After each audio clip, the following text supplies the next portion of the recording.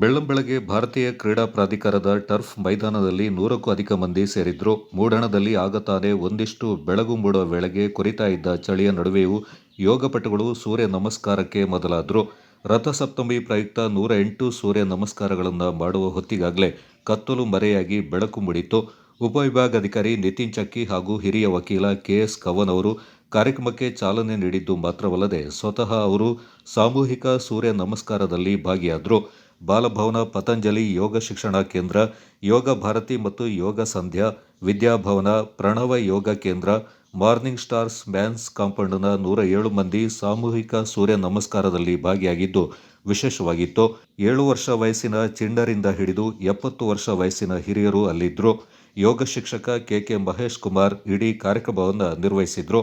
ಪತಂಜಲಿ ಯೋಗ ಶಿಕ್ಷಣ ಸಮಿತಿಯ Sudhakar, morning stars ತಂಡದ ಯೋಗೇಶ್, ಪ್ರಣವ ಯೋಗ ಕೇಂದ್ರದ ಶಿಲ್ಪಾ ರೈ, ಯೋಗ ಸಂಧ್ಯಾದ ಸವಿತಾ ಅಶೋಕ್, ಯೋಗ ಭಾರತೀಯ ಮಮತಾ ಮಹೇಶ್, ನಗರಸಭೆ ಸದಸ್ಯರಾದ ಅನಿತಾ ಪೂವಯ್ಯ, ಚಂದ್ರಶೇಖರ್, ಸಬಿತಾ, ಆರೋಹಣ ಕೊಡಗು ತಂಡದ ಸುಧೀರ್, ಯೂತ್ ಹಾಸ್ಟೆಲ್ ಉಪಾಧ್ಯಕ್ಷ ಸುರೇಶ್ ಪಾಲ್ಗೊಂಡಿದ್ದರು.